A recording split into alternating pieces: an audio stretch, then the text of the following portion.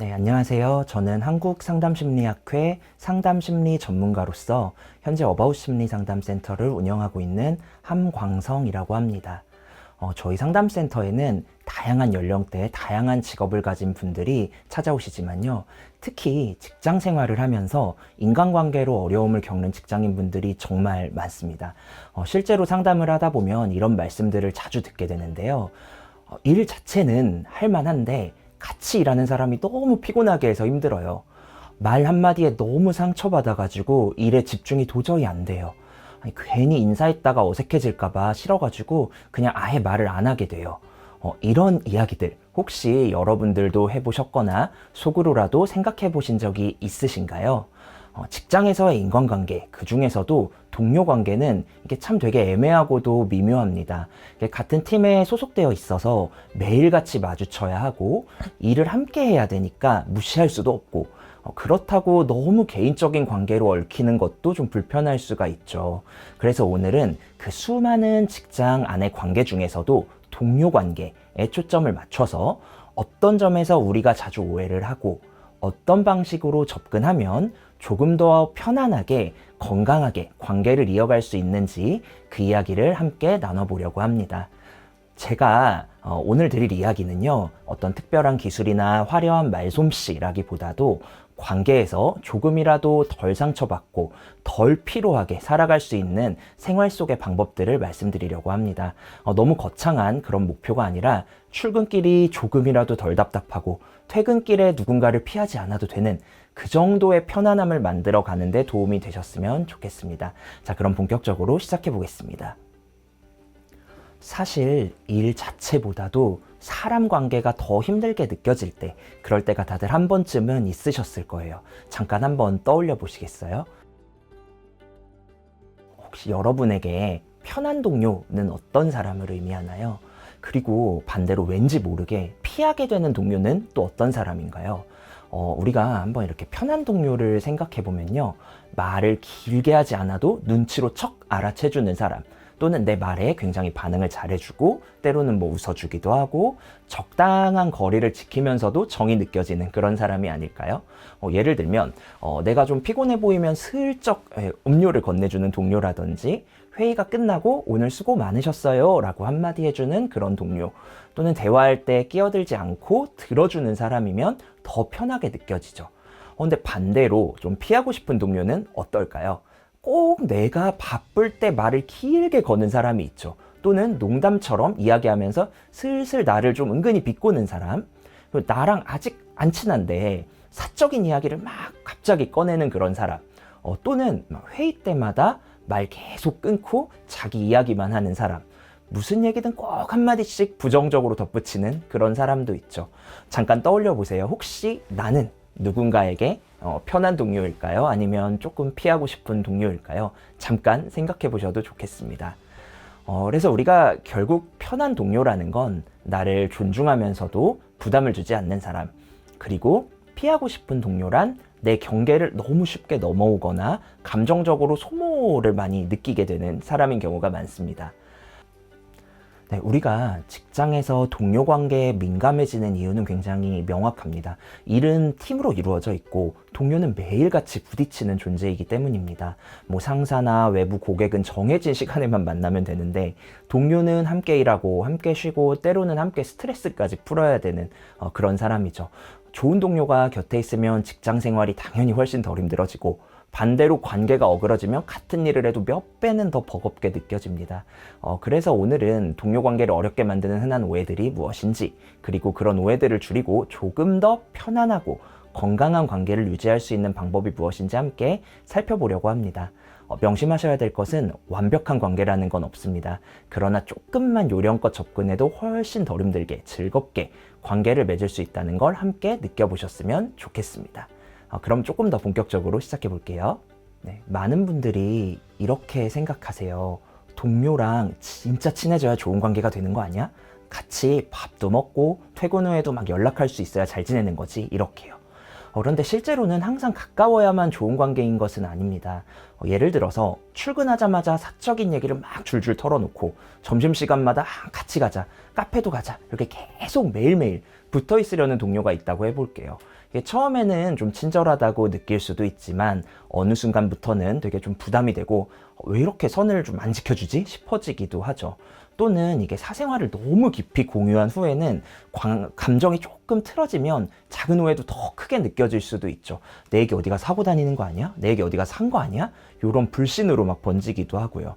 근데 우리는 왜 이런 오해를 하게 될까요?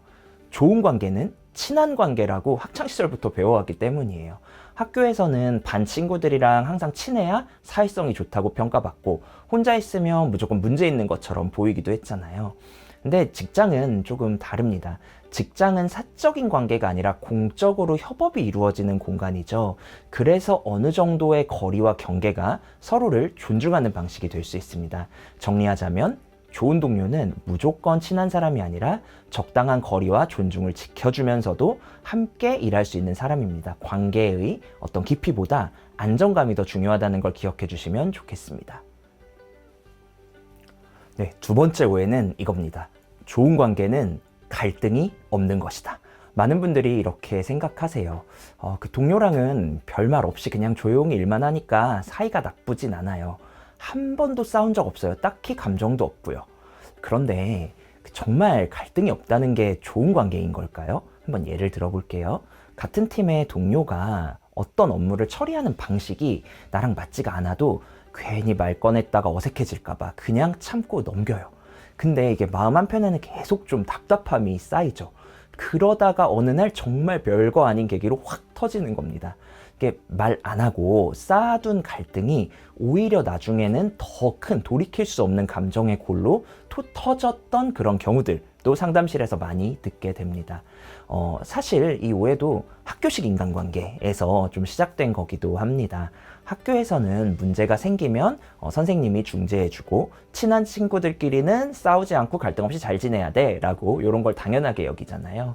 그런데 직장은 조금 다릅니다. 의견 충돌이 있어도 그걸 직접 조율하고 어른답게 풀어가는 곳, 그게 직장입니다. 그래서 예를 들어 이 부분은 저는 이렇게 생각했어요. 혹시 다른 방법도 좀 고려해보면 어떨까요? 이렇게 말하면 대립하는 게 아니라 조율하고자 하는 시도가 되는 거죠. 그러니까 말을 꺼내는 순간 물론 잠깐은 어색해 할 수도 있습니다. 하지만 그걸 넘어서면 서로에 대한 이해도 높아지고 신뢰까지도 더 쌓이게 되는 거죠. 그러니까 좋은 관계란 갈등이 전혀 없는 관계가 아니라 갈등이 생겼을 때 그걸 어떻게 다루느냐에 따라 달라지는 관계입니다. 문제를 꺼내는 걸 두려워하기보다도 불편함을 이야기할 수 있는 용기와 방식을 갖추는 건 건강한 관계의 핵심이라고 볼 수 있습니다. 네, 마지막 세 번째 오해입니다. 나는 조용히 내 일만 잘하면 되지 굳이 관계까지 신경 써야 돼? 맞아요. 일 잘하는 거 정말 중요하죠. 근데 직장은요, 혼자 일하는 공간이 아니라 사람들이 함께 일하는 곳입니다. 학교를 떠올려 보시면 좀 쉬워요. 공부만 잘하는 전교 1등. 근데 주변 친구들이랑 전혀 소통하지 않고 늘 따로 혼자만 있는 친구가 있다면 아무리 성적이 좋아도 주변에서 멋지다 보다는 재수없다 라는 인상을 주기도 하잖아요. 직장도 똑같습니다. 아무리 내 일만 완벽하게 처리해도 함께 일하는 사람들이 나를 어떻게 느끼는지는 결국 나에 대한 평가에 영향을 줍니다. 예를 들어 회의 시간 때 늘 묵묵부답이거나 동료가 인사를 해도 가볍게라도 받아주지 않는다면 일은 잘하는데 함께 일하기 되게 불편하다라는 인상을 줄 수 있겠죠. 결국 일은 사람들이 모여서 하는 겁니다. 그리고 사람 사이에 연결이 없으면 일 자체의 가치도 제대로 인정을 받기가 좀 어렵습니다. 그래서 내가 하는 일의 가치를 자연스럽게 높여주기 위해서라도 관계를 잘 맺는 것은 굉장히 중요합니다. 자, 그러면 동료 관계를 조금 더 편안하게 유지할 수 있는 실질적인 방법들을 살펴볼 건데요. 총 3가지 기술입니다. 어렵지 않고요. 지금부터라도 바로 적용할 수 있는 것들입니다. 자, 먼저 첫 번째 기술입니다. 첫 번째 기술은 관계의 거리 조절입니다. 다시 말씀드리지만 좋은 동료 관계는 무조건 친해지는 게 아니라 서로에게 적당한 거리를 조율하는 것입니다. 한번 이런 단계로 거리를 조율해 보세요. 자, 첫 번째 단계는 인사입니다. 아침에 출근하면 가볍게 안녕하세요 라고 인사해 보세요. 상대방이 이걸 만약에 반갑게 받아주면 그러면은 조금 더 가까워져서 2단계로 넘어가는 거죠. 2단계는 작은 관심을 표현하는 단계입니다. 점심시간 정도 됐을 때 가볍게 오늘 점심 뭐 드셨어요? 라고 한번 말을 걸어보세요. 또는 일이 이제 마무리됐을 때 오늘 진짜 고생 많으셨어요. 짧게 한마디를 건네보세요. 이거에 대해서도 상대방의 반응이 괜찮다면 조금 더 가까워진 거죠. 3단계로 넘어갈 수 있습니다. 3단계에서는 업무 관련한 대화를 해보는 거예요. 요번 요 프로젝트 하시느라 되게 많이 바쁘셨죠? 또는 지난번에 자료 정리해 주신 거 정말 도움 많이 됐어요. 같이 일을 매개로 해서 우리의 공통 관심사인 일을 매개로 해서 대화를 꺼내보는 거죠. 이때 일과 관련한 아주 간단한 질문들을 하는 것도 도움이 될 수 있습니다. 정리하자면 인사하고 작은 관심을 보이고 가벼운 업무에 대한 대화를 하는 이런 방식으로 서서히 자연스럽게 이 거리를 좁혀가는 게 포인트라고 볼 수 있겠습니다. 네, 두 번째 기술은 감정 다루기입니다. 직장에서 짜증나거나 서운하거나 화나고 이럴 때 감정을 바로 드러내기보다는 조금 다르게 다루는 방법들이 좀 필요한데요. 첫 번째로는 내 감정을 알아차릴 필요가 있어요. 되게 짜증나고 화나고 이런 서운하고 이런 감정들이 올라올 때 속으로 나 지금 화났구나, 나 지금 짜증났구나, 이걸 알아차리는 게 가장 중요합니다. 이걸 이제 우리가 메타인지라고도 하죠. 자, 이걸 알아차렸다면 두 번째 단계에서는 잠깐 멈춰야 됩니다. 바로 표정이나 말로 그 감정을 드러내는 게 아니라 어떻게든 마음속으로 3초만 숨 고르기를 해보세요.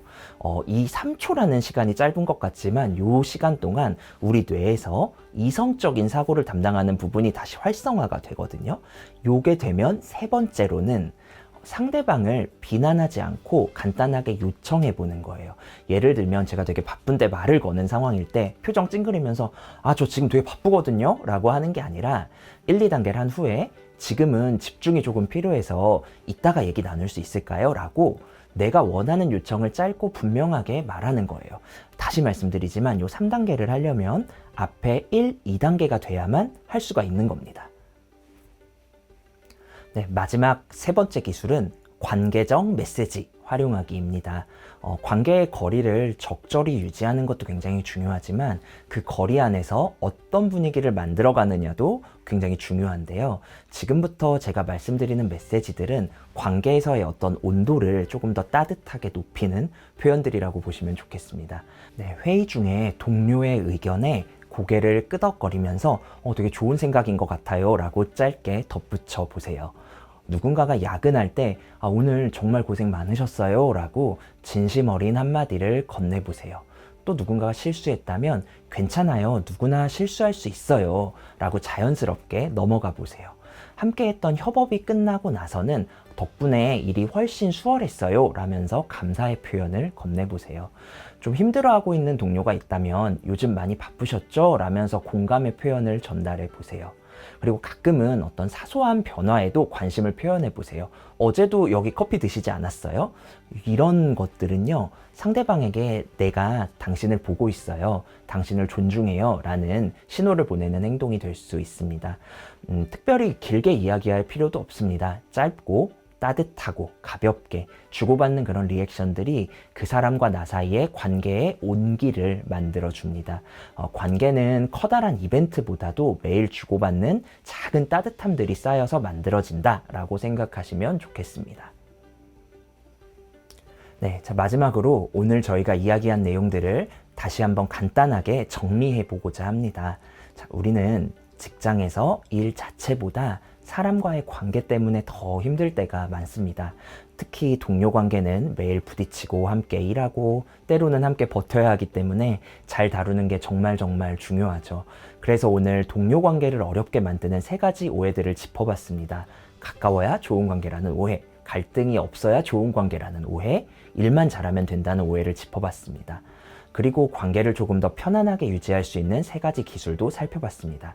적당하게 거리를 조절하고 감정을 다루고 서로 따뜻한 관계적 메시지를 주고받는 것에 대해 얘기해봤습니다. 결국 동료 관계는요, 억지로 가까워지려고 애쓰는 것도 아니고 감정을 숨겨야만 하는 것도 아니고 자연스럽고 건강한 연결을 만들어가는 과정일 수 있습니다. 다시 말씀드리지만 모든 관계가 완벽할 수 없고 완벽할 필요도 없습니다. 조금 서툴러도 괜찮습니다. 하지만 오늘 나눈 작은 시도들과 실천들이 쌓이면 여러분들의 직장 생활이 훨씬 덜 버겁고 훨씬 더 따뜻해질 수 있을 거예요. 꼭 기억하셨으면 좋겠습니다. 일은 결국 사람이 함께하는 겁니다. 좋은 일은 좋은 관계 위에서 더욱 빛날 수 있습니다. 여기까지 오늘 강의를 마무리하도록 하겠습니다. 들어주셔서 감사합니다.